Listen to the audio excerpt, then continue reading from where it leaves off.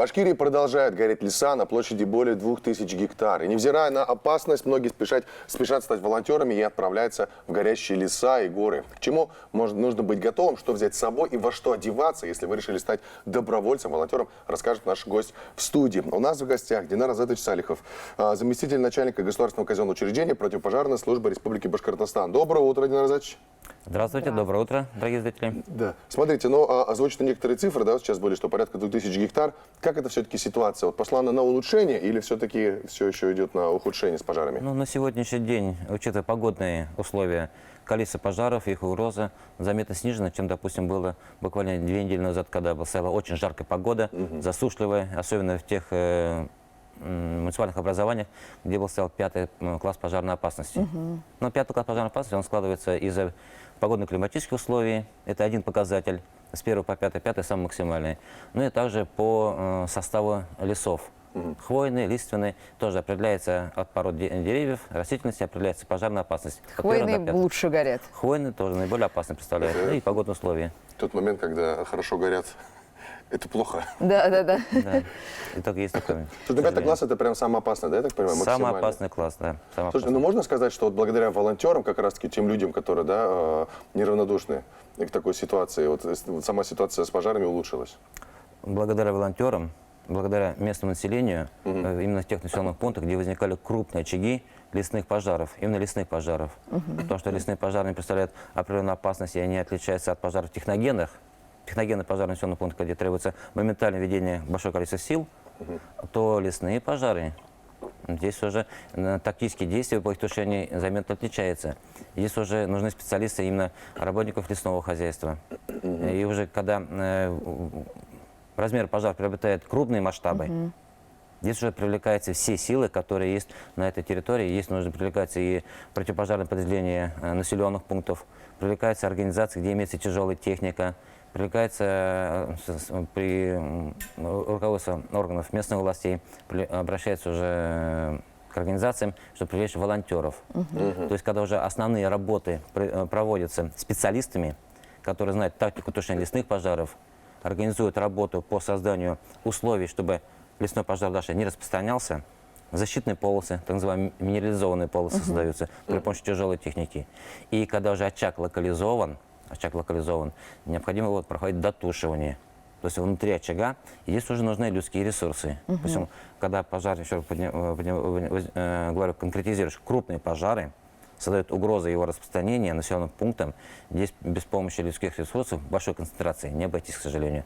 Просто потому что очень большая площадь, и задействовать ее специалистами просто невозможно, не хватает их. Да, вот тогда нужны люди. Да, и очень часто вот с этим запросом, с этим предложением, с, так скажем, призывом о помощи обращаются к обычным людям, и многие отзываются. И вот нужно объяснить нашим телезрителям, тем, которые неравнодушны к этой проблеме, которые готовы взять свои вещи и отправиться в леса, чтобы тушить леса любимого родного края. Сказали. Что нужно знать этим людям? Вы правильно сказали. Вот порыв проявления своих патриотических чувств, любовь к своей территории, населению, и таких людей у нас достаточно количество, большое количество.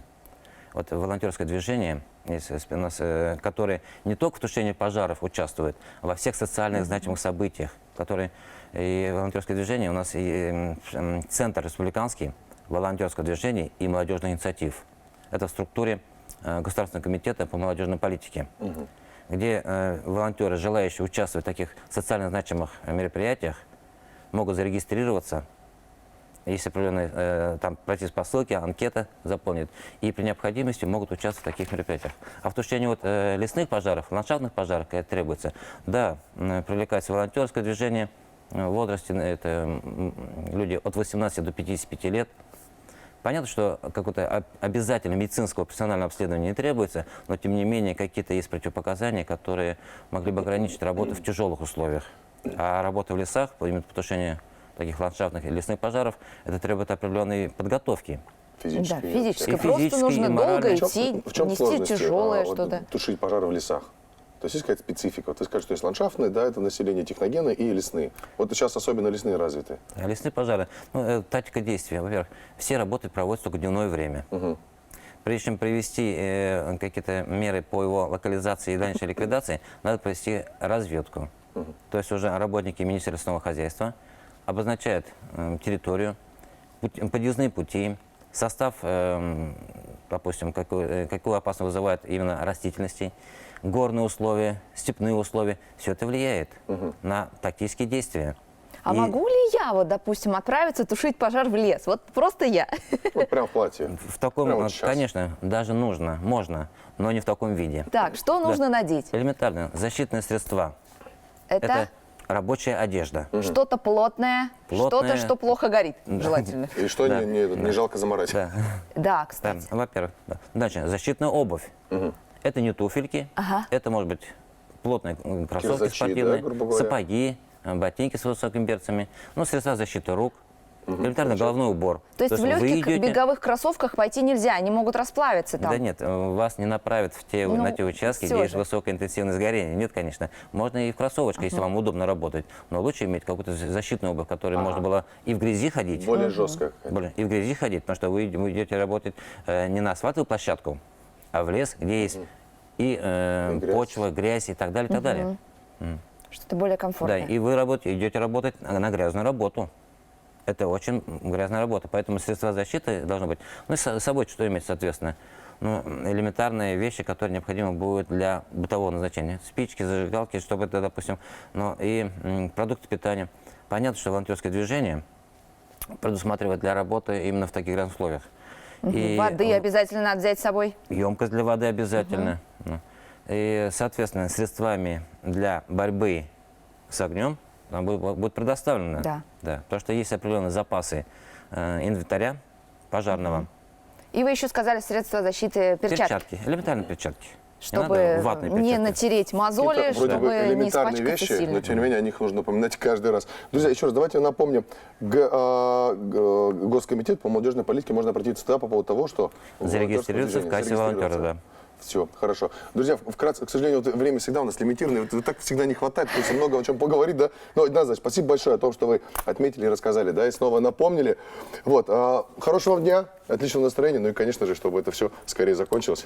Берегите себя, берегите своих близких, берегите нашу природу. Пожалуйста, находясь в лесах, не допускайте халатного отношения.